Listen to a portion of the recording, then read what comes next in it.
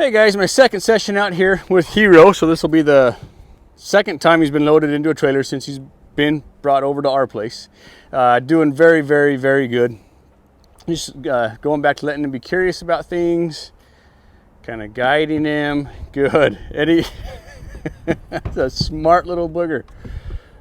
Anytime they want to be curious, that's when I get real nice and quiet. Anytime he takes his attention off of the trailer, then that's when I kind of block him, I guide him a little bit and ask him to load up. Lead him, just a little bit of tap here. You know, those little moments, if you guys saw it, those little moments where they get real scared like that and he kind of bobbed and weaved a little bit, that's when you just get quiet. I'm not gonna jerk on him, I'm not gonna pull on him, I'm just gonna let him be quiet. Just teach him that there's no need to get scared, and if he does get scared, well, everything's fine. Just get your wits about you and we'll just kind of go on about our day. Drive that nose a little bit. Good. Lead him. A little bit of backwards pressure. Good. Good boy. And then now that he's in here, I'll just kind of rub on him, pet his little butt. Good job, buddy. Good job. I tell you, this little guy, he is a well-bred, sharp as a tack little booger. He sure is. He's in here, and I'm just kind of taking my stick here, and I'm just rubbing on him. I'm rubbing him on his legs. I do a lot of stuff with horses' legs, so I'm just rubbing him with his on the legs. Good. Now to get him out, I can turn him around. That's super easy. I can turn him around, and if he chooses to do that, that's fine. But what I'm probably going to do is I'm probably just going to walk up in there, and I'm probably going to have him back out. First time backing out on a ramp. So I'm in here with him, and I just have a little bit of pressure on this halter, and I'm just kind of guiding him backwards. Good boy. Good. Oh, good job. Good boy. Just nice, light little guiding backwards pressure. Good boy. Good job. Once he can be sent in, then once he can be sent in, and once he's good at leading. Now notice I didn't start trailer loading until I started the leading process out there. But once he gets good at leading, then I can start to maybe lead him into the trailer. And like I said before, on my last video, I don't have anybody behind me, so I'm just going to try to lead him in here, and his leading has been going such that I don't think it'll be a problem at all. So I'll just kind of put a little bit of fill down. Good. A little bit of fill down this lead rope and see if he'll just kind of walk on in here. Oh, good job. He wants to hang out there. Oh, good job. Good job. All right. Once he's in here, lots of rubbings. Good. Just turned him around, got him nice and curious. You know, when the first video I was letting him kind of run out, that's fine, but at some point he does need to learn to stay inside the trailer. So if I can kind of bring him to the edge and just kind of rub on him here, back him up a little bit here. Good. Bring him out to the edge here. And just you know, play with okay, stopping there. All right. And then from there, can you back up? Oh, good job. Rewarding the smallest change, the slightest try. Atta boy. Doing great. And then, oh yeah, spreading out his front legs. Like, what is this thing? Ah. With all of my horses, I like to get them trailer loading very, very good to where I can be in just about any situation, in any environment, and my horses load. To me, that's extremely important. So after I get them loading confidently, then I get a little bit more distance away from them and the trailer, and I see how far I can be away from them as they load. Block his nose, little tiny tap there, and allow him. Little tiny tap there, and allow him. Little tiny tap there. He's sniffing the windows, he's licking the windows. There you go. So the better he gets at trailer loading, whoop, stay there. The better he gets at trailer loading, then the more distance I'm going to gain from the trailer, the more environments I'll get him used to trailer loading in. But this little guy, my gosh, just doing absolutely phenomenal. Let him take his time there. One last little session.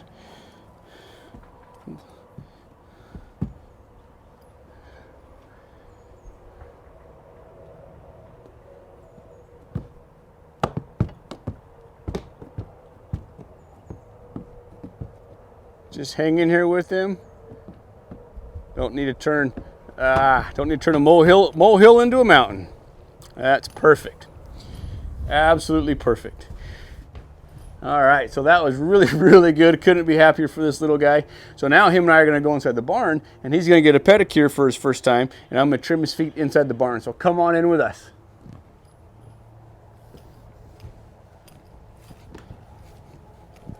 All right, guys, so I got little Hero tied up here in the barn. He's not tied on hard and fast. If he pulls hard enough, he can certainly get loose.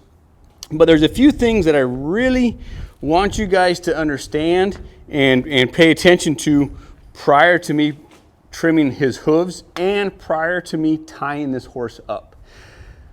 First of all, I never lost my patience with him. I never got mad at him. I never got too aggressive with him. I might have blocked a little bit. I might have been assertive, but I was never aggressive towards him. So between him and I, and between the handling that he's had at our place, it's been very, very good. He sees humans as friends and as partners. He's starting to view us as leaders, but we've never made him afraid of humans. So that's a check box for us, a check in our box for us, because he knows that we're partners and we're not predators, and that we're here to help him and befriend him and kind of guide him and show him the way.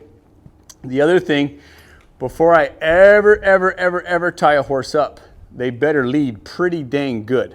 If they're not leading, then that tells me that they're not understanding the pressure on their poll or around their nose, and that lead rope doesn't mean anything, and they'll be pulling back into that pressure. So before I ever tie a horse up, I'll always make sure that they lead very, very, very well. And he's done that. He's proven that to us. So that tells me that it's okay to go ahead and wrap him up a little bit. The reason I've tied this horse up high like that is because, once again, I'm by myself. No one's here to hold him. And with him tied up high like that, if he does pull back, he's going to pick his weight up off the front end, maybe even pick his front feet off the ground, and it's going to take away his pulling power, and he's going to be a lot safer than if I had him tied low. And him being tied up is just going to kind of give me, 3 hands, because I only have 2 hands. And then his feet. You guys saw me in those videos, my previous videos, and every session that I worked with the horse, I always worked with his feet. Whether I was rubbing him with my hand, whether I was leading him with the lead rope, or whether I was rubbing him with that stick. I was always doing something with his feet. I was preparing him for today. So I'm not just going at this stuff blindly. I'm not just going to try to manhandle him. I have been preparing him since day one, since I've had him, for this. And I think that's one of the huge things about horsemanship, is just preparing our horses for the situations that they will eventually be in. So let's get going. So just like before, I'm going to start petting on him up here. Slide my hand down. Now, I've done this before. He's had this done a bunch of times. I'm going to squeeze right here. The slightest try from him, he's going to pick his foot up. And I'll hold it for a second, and then I'll put it back down. So I'm still not just going to go diving in there and latching onto him like a jaguar or a mountain lion. I'm going to take my time to get there. I'm going to set my rasp down, because I'm going to use my hoof knives first. Hey, bud. Start up here. Ask him for that foot. He gave it to me very, very, very politely. I'll just use my hoof pick, or my hoof knife as a hoof pick. If he were to start fighting on me, I would hold on to him a little bit, but I wouldn't try to manhandle him per se. So I'd make it a little bit difficult to pull that foot away. So I'll hold on to him, I'll hold on to him, I'll hold on to him. And then when he gets soft, he'll get soft. Right there, he got soft, and then I'll let it down. Not a big deal. That's the first time anybody's ever picked up his foot and cleaned his foot out. So doing really, really, really well. Pick it up again. Good boy. And one thing that I'm doing here is I'm not going to let perfection get in the way of a good job. And what I mean by that is his feet aren't going to be trimmed perfectly. His heels aren't going to be perfectly level. His foot's not going to be flat enough to put a shoe on. But that doesn't bother me at all. What I'm doing is preparing him for the future. So if I can just get his feet trimmed and better than they are now, then the next time it'll be much easier and I can spend more time under him. And then the next time I can spend more time under him. So I took the hoof knives to him, got the underside trimmed a little bit with my knives. So now I'm going to take my rasp, and I always, whenever I'm in a situation where I need things done kind of quick, I'm going to get a sharp rasp. So for him, I got a sharp rasp, so it's much easier, so it's much faster, and it's also much easier for me to take some hoof off with it. There we go. Good boy. Like I said, this isn't going to be perfect. We're just gonna get a good job done here. Good, he got soft right there, so I'll drop his foot. Good job. Good job. Lead him up. Shorten this little rope here again. All right, and we'll ask him again. So I'll go in, I'll get a little bit of work done, and then I'll get out. Good boy. And that actually looks pretty good for the underside. And I can do the toes a little bit from the underside, but I'll do them also from up here. Ask him for this foot. Good boy. I'm just trying to hold his foot as steady as I can to prevent chatter from the file. You're all right. Good boy. I got in there, I took a little bit off, reward him for that.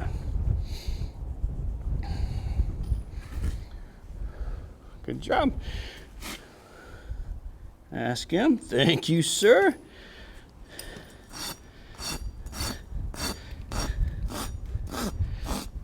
There we go. Just taking that toe off, taking that flare off. Doesn't have to be perfect.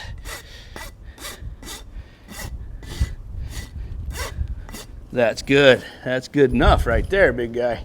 That's good enough. All right, so now we're going to go to the hind foot. Same thing, just a different foot. So same thing as before, just start at the top, work your way down. Ask him for that foot. Oh, good boy.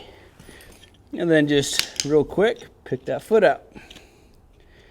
And then I'm always a little bit leery-er of the hind feet than the front feet. So I'll just kind of pick that foot out, let him get soft, and then I'll drop it. So on those hind feet, I am always a little bit leery about him. I try to get out as fast as I can, but still do a good job while I'm underneath him. So come back in here, ask him again. Hold it a little bit longer. Do a little bit of hoof knife work in here. Totally understandable that he's going to be kind of fighting a little bit, pulling on me a little bit. You know, my expectations of this horse are he's exceeding my expectations is what he's doing. I'm not going to expect him to be, you know, a perfect little angel for me while I'm underneath him. Just not going to happen. I'm smarter than that. He wants to pull his foot out, I'll just kind of outweight him, just kind of out-persist him a little bit. Out-persist him, and then when he gets soft, nope, out-persist, and then I'll let go. So I did some knife work underneath there, so now I'm going to get the rasp and do some rasp work. And if you'll notice, I'm walking up to him, and he's got weight. Well, he just shifted his weight. Well, now his right hind, now that the foot that I want to pick up is ready. Now it's not. But if we can approach him, like if I was just to be picking up his feet and practicing picking up his feet, what I would do is I'd kind of watch. So like, see how his left hind is ready to be picked up? That's the foot that I would go pick up, and I'd work on that foot. So I'd kind of watch and see where he shifts his weight and which foot is ready to be picked up. and that's the foot that I would pick up and kind of work on or play with to prepare him. But I need this one, so this is the one I'm going to ask for. There. I really like how I started petting on his hip, and he softened that leg for me.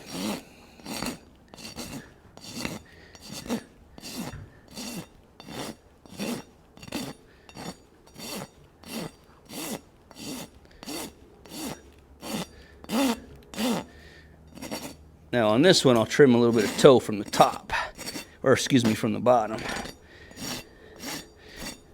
Good boy. Set it down.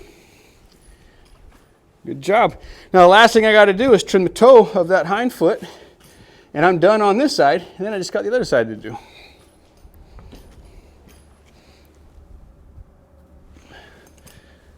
I like to keep their feet low.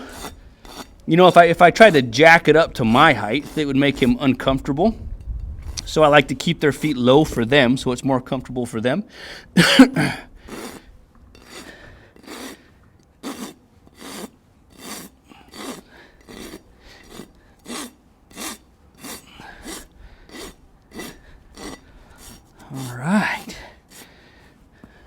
All right. So that's this side. So now I just got to do the other side, and then he will be done, and he will have done his first foot trimming. How about that, big guy? Your first trim. Doing really, really good. Thanks for watching.